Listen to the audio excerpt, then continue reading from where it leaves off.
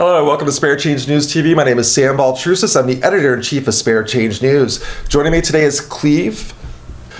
So we brought you on. First of all, you were featured in our latest edition of Spare Change News. And so you have a story that's near and dear to my heart. You were on Long Island when it closed on October 8th. Yes, I was. So tell me about how that happened and how your life has changed since October 8th. Oh, Lord. Well, how it happened was I had gotten on the first bus from Woods Mullen to go back to the island, and there were 40 of us on the bus. What normally would happen was the bus would go to the bridge that went over to Moon Island, and it would stop, and half of the bus would unload and get on another bus, because you couldn't go across these bridges with more than a half bus load of people, because they knew that there was structural problems with the bridge.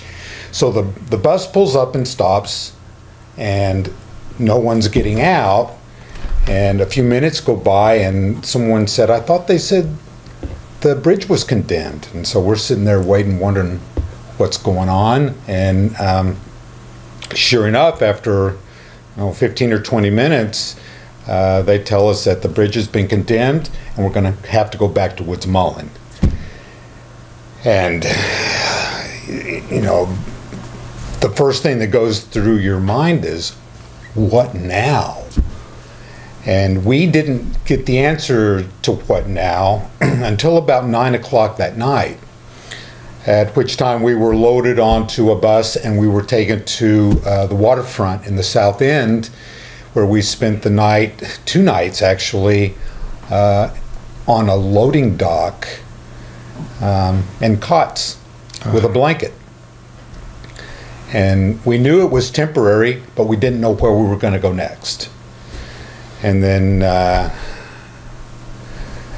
after the second night, you always had to go through Woods Mullen to get anywhere anyway. So we're back at Woods Mullen, and they tell us that tonight we're going to go to a new shelter. Well, the new shelter was the South End Fitness Center.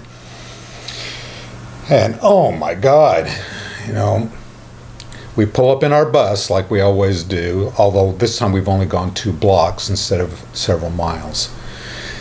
And we go single file up the steps to the 3rd floor, and we have to have our badges scanned, and then we're given a little ticket that tells us what cot we have, and it's also used for supper. So now we've got our ticket that has our cot number, so you have to go through these cots that are lined up in 2 rows, and then a little aisle, and then 2 rows, and the beds are roughly a foot apart. The cots are roughly a foot apart, side to side and front to back. And so that's where we're going to sleep. We're going to sleep on these cots with people that we don't know around us. We get 2 sheets and a blanket, and that's going to be it, and we don't know how long we're going to be there. Actually, they tell us it's going to be between 4 weeks and 4 months. And so that's what we've got. So that's on the 3rd floor. On the 2nd floor are the bathrooms, and I should say bathroom. There were 2 urinals and 2 stalls without doors on them, 3 sinks, and a shower room with 8 shower heads. There are 175 men on cots on the basketball court. And then there's another adjoining room, a long, narrow room, where we have dinner. But after dinner, the dining room tables are cleared out, and they lay down these little thin mats for overflow, and there's room for 40 some odd overflow. So if you don't get a cot, you get a skinny mat on the floor, and the mats on the floor are all in 1 row, but they're less than a foot apart. And once again, on that skinny little mat, you get 2 sheets and a blanket. So that's what we've got, and we don't know how long we're going to have it. We think 4 weeks, 4 months, depending, blah, blah, blah. And I stayed there from, I guess it was October the 10th until Christmas Eve. On Christmas Eve, I was invited to the First Church Cambridge shelter by a man who has befriended me through the Boston Homeless Solidarity Committee. He's the director of that shelter, and when he had a bed available, which happened to be Christmas Eve, he invited me out, and I've been there since. I have maintained contact with men that I knew that are still staying at the fitness center and occasionally at the Southampton Center, and I know that things have not changed. And we're now looking at not April for the opening of the Southampton facility, but we're looking at summer. And this is so the mayor, first of all, the Southampton Street shelter, they put together this shelter in about 2.5 weeks. It was a rush job with 100 beds. Now they promised to open up the additional 300 beds at Southampton Street, which, as Cleve just mentioned, is not going to open until summer, if it's going to be summer. So this has been a nightmare. So, what can we do now? So you have the Boston Homeless Solidarity Committee that's working to do. There's a rally happening on Wednesday to commemorate the 6 months of the closing of the Long Island Bridge. Yes. So where do we meet for? That's 8 o'clock in the morning on Wednesday? 8 o'clock in the morning, Wednesday morning, City Hall Plaza. We're going to be leafleting everyone who's going into City Hall in the morning. We're going to have a time of speakers. I believe 8:30, 9 o'clock. We'll have a series of speakers outdoors, and then we'll go into City Hall and meet with our city officials and try to continue to apply pressure. The Boston Homeless Solidarity Committee, and the way that I think of us as a committee, is we're the conscience of Boston. We're not going to let these issues go. We're going to continue to raise the issue and continue to raise the issue until the city of Boston steps up and does what it should do, and that is treat human beings like human beings. Treat your fellow brothers and sisters with the dignity and respect that they deserve. Once that starts happening, then maybe there won't be a need for the Boston Homeless Solidarity Committee anymore. And with the whole story, thank you for stepping up and speaking for the community, because there's a lot of people out there without a voice or who are not able to step up and speak. Was it difficult for you to be that person, to be an advocate for the homeless community? No, it wasn't. It was odd finding myself in a place where I could do that. But being homeless myself, I found it quite easy to speak up on behalf of others who were in my position. And I've been happy to be able to do it, and I'll continue to do it as long as it's something that is beneficial. So let's talk a little bit about sort of the logistics of October 8th. So Cleve described his perspective from being on Long Island and not knowing, given several hours to basically be told that the bridge was condemned. Now, I spent the entire summer on a ferry going back and forth to George's Island. I went to Spectacle Island. We hauled thousands and thousands of people daily. Why couldn't they ferry over the homeless population? There's no reason why they couldn't. In fact, Boston Homeless Solidarity Committee is trying to get them to reopen the residential treatment beds that were out there when the bridge was condemned. Use ferries to take the residents over. They don't come back and forth every day. They're out there as long as they're in their treatment program.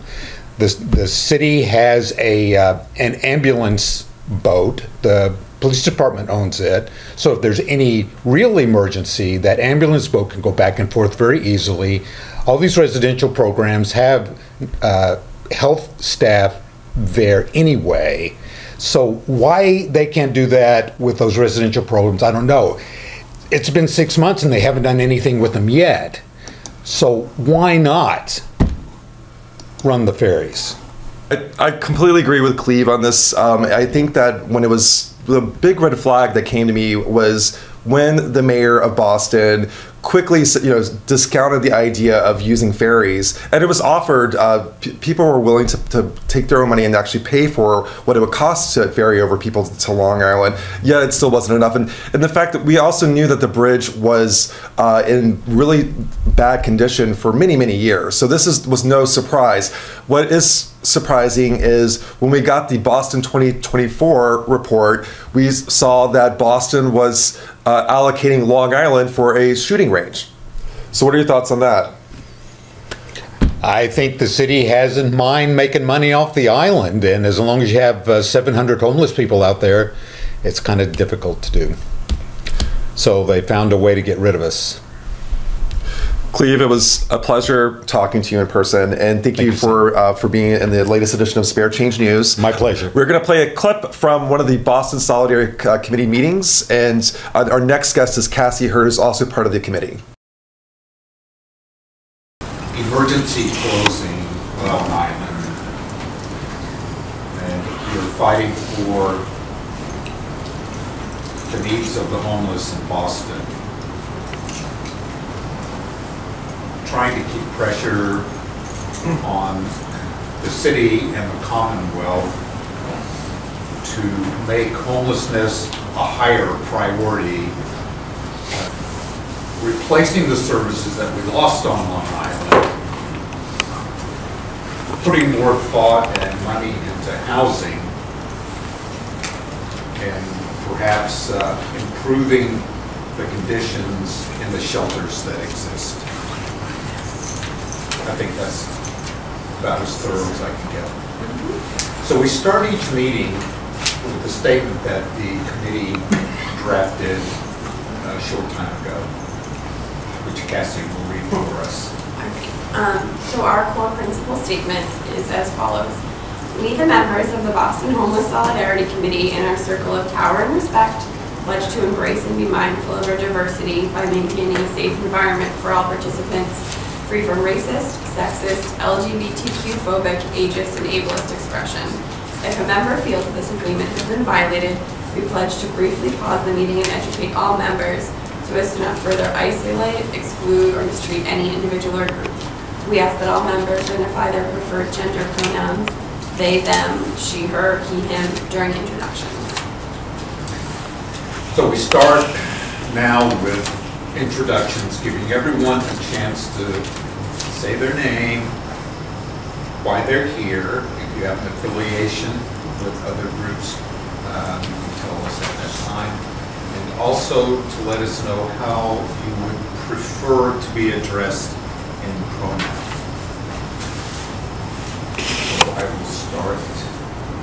My name is Cleve Ray, member of the Boston Homeless Solidarity Committee since late October. Formerly of Long Island. I now live in a shelter in Cambridge.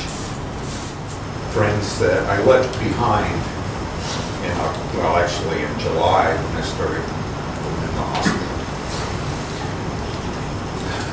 My objective is to have a place sometime in May, and I'll be moving to Fitchburg.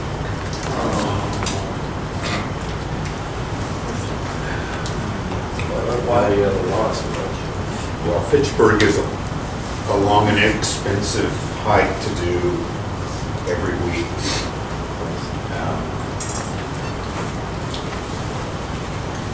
If there are actions that you think you would like me to attend, I would certainly want that communication and see if I can afford to make it. So I will. but my weekly time is slowly coming to a close. And I thought it would be better to let you know early rather than spring on you at the last minute. So, Thank you, Cleve. congratulations. Welcome back to Spare Change News TV. Joining me now is Cassie Hurd. So how did you get involved with the committee? I became involved with the Homeless Solidarity Committee through the meeting at Blackstone. I work with folks who are homeless in my job. I'm the coordinator of the American Friends Service Committee Material Assistance Program, and so I help folks with their immediate needs of clothing and resource information and hygienic stuff. So I went to the meeting to see, what the ultimate plan was, and at the meeting it became apparent the city had no ultimate plan moving forward. And so someone handed me a flyer with the Homeless Bill of Rights, and I thought, well, this is a way, constantly in my job, I'm trying to find a way where I can help folks' broader needs, and, this was a way of doing it. And so I've been going ever since. Now, as we talked passionately earlier with Cleve, how has, October 8th, how has that affected your life? I'm certainly spending a huge chunk of my time with folks trying to figure out essentially what my feeling is the city's job should be of how to alleviate this need, because they haven't been able to come up with a plan. When they closed the island, there was no contingency plan. Folks, as Cleve said, were slept on a loading dock for 2 nights on cots, and then they're still continuing to be warehoused essentially in a gym. Women are in a front atrium of the Barbara McGinnis Health Center, and in the cafeteria on cots and then on mats on the floor. The city really is relying upon private programs to pick up the slack. And so a lot of my time is sort of spent with folks on the committee trying to come up with strategies the city could potentially use and presenting them to the city, trying to get the city's attention and presenting them to the city, and ensuring that from now forward people are treated with dignity and respect, and in a manner that's conducive to them moving out of homelessness on with their lives and being housed and productive. Now, hearing all these horror stories, do you feel like that it has had an impact on the mayor and on the city? The mayor, I can't be certain. He has not shown us, nor folks who I've spoken with who are homeless, that he's felt the impact of the closure. I know he talks a lot about his recovery, but he's done very little, in my eyes, to show true compassion for those who are seeking recovery, and that beds were not replaced. And I understand there's issues with siting, and there's issues with going into communities and trying to have a true process of figuring out where things need to go, but that, like we said before, could all be alleviated with ferries to the island. So I'm not sure about the mayor. He's said very little, never spoken directly with us, has refused meetings. We have met with city officials once and are hoping to meet with them again, to try to see how we can take a bigger role in expediting this process, and also assuring that people are treated in a humane way so they're able to keep their dignity intact and be able to have hope to move forward and be able to successfully move forward. So, just to reiterate, there is a march and rally on April 23rd, and there's also a rally that's going to happen on Wednesday? Yes. So it's to mark the 6-month anniversary of what happened on Long Island. And as you can see tonight, there's still people are deeply impacted by what happened when the bridge closed, when it was condemned. And the biggest impact is, which we're going to talk about in the next issue of Spare Change, are heroin deaths. I mean, there's a major spike in deaths related to drugs. And in my opinion, it's directly related to the lack of detox beds on Long Island. I mean, they're saying there's no direct correlate. I mean, the city of Boston actually has gotten out of making an official statement about this. But in the past, it's been that they've correlated it to a bad batch of heroin. and sort of escaped bringing Long Island into it because the number that's come out for 2015 so far for January, February, March is 217 heroin-related overdoses, deaths. But that doesn't include Springfield, Boston, or Worcester, so the city really hasn't had to make an official statement, but folks come from outside the city to receive those services, and they were literally gone the next day. And so it is, not only affecting those who were on the island then, but it's, preventing those who are seeking treatment from getting it. So what can we do as a community to help your efforts? Definitely if folks are able to turn out on Wednesday, this upcoming Wednesday, 8 a.m., City Hall will be at the front and back entrance of City Hall. Flyering beginning at 8 a.m. We're having speakers beginning at 8:30. At 9 we will have a press conference.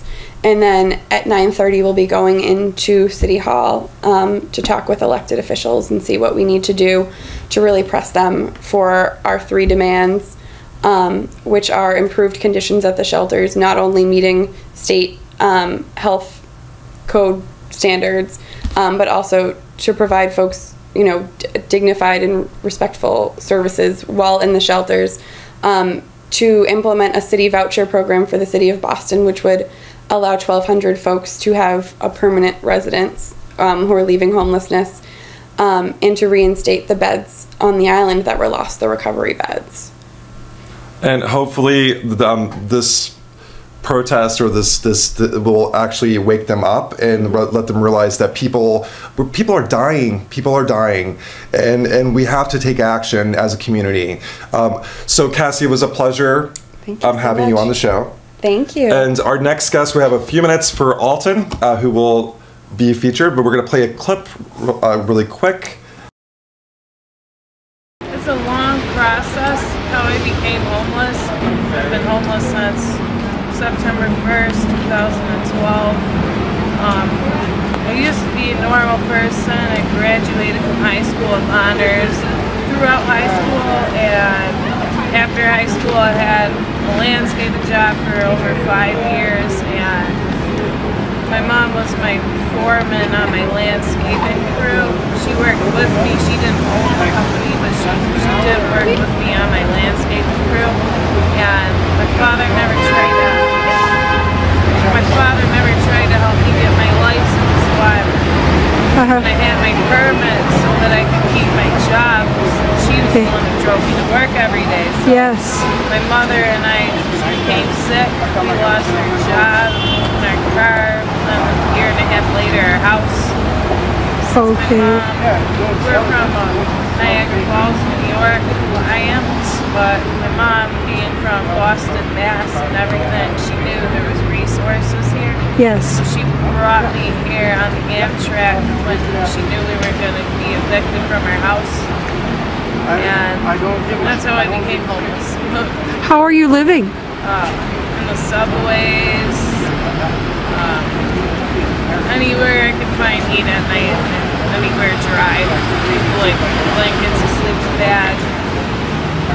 Do you feel hopeful that something might happen to help you? No, because I've had my name on several housing agencies everywhere throughout Mass, and I haven't got anything back yet, only a denial. I've been homeless here for about 5 years. I'm a recovering heroin addict, so I have a lot of issues I'm trying to work through and over. Trying to get my life better. I've started making art, and I'm trying to do stuff that's productive with my time. It's hard because I don't have family or resources. Where do you sleep at night? Doorways. What? Doorways. You sleep in doorways, even in the cold? Do the police come and shoo you off, or can you stay? The cops will come and wake me up, run me off. People will come and tell me that they're going to call the cop. Apparently I'm not having a hard enough time. What type of art do you create? I do a lot of writing. I've been doing some painting and drawing. I've been working with a friend of mine doing a bunch of, like, I'll do like spoken word stuff with my art, and he'll do like video clips, and he makes like a video piece out of like my writing, and just anything that I can do, from like breathing fire to cooking food to walking around. Welcome back to Spare Change News TV. Joining me for the last few minutes is Alton. He's one of our vendors. Welcome to the show, Alton. Welcome to you. So Alton was taking a little bit of a nap earlier. So he was busy working out in the streets selling Spare Change News. So Alton, so tell me, how did you join Spare Change News? I joined Spare Change News through a friend of mine. I didn't know anything about it until she told me. Okay. So I went down, I was panhandling up until then. So I went down and I said, okay. And I said, gee, this is easy. I don't make as much money, but hey, at least I'm doing something, and I'm feeling good about what I'm doing. And you know, Alton today, you're outside of Skechers in Downtown Crossing, right? Downtown Crossing at Skechers, yes. Okay, so my goal is to have vendors on the show and for them to let us know where they are, where they sell the paper. So you sold 10 to 20 papers today? Yes, I did. And Alton was featured also in Spare Change News a couple issues back. So you can actually get his story in the paper or also online at sparechangenews.net. Again, my name is Sam Baltrusis. I'm the editor-in-chief of Spare Change News. This is Alton, and he's one of our vendors. Again, he's outside of Skechers, Downtown Crossing.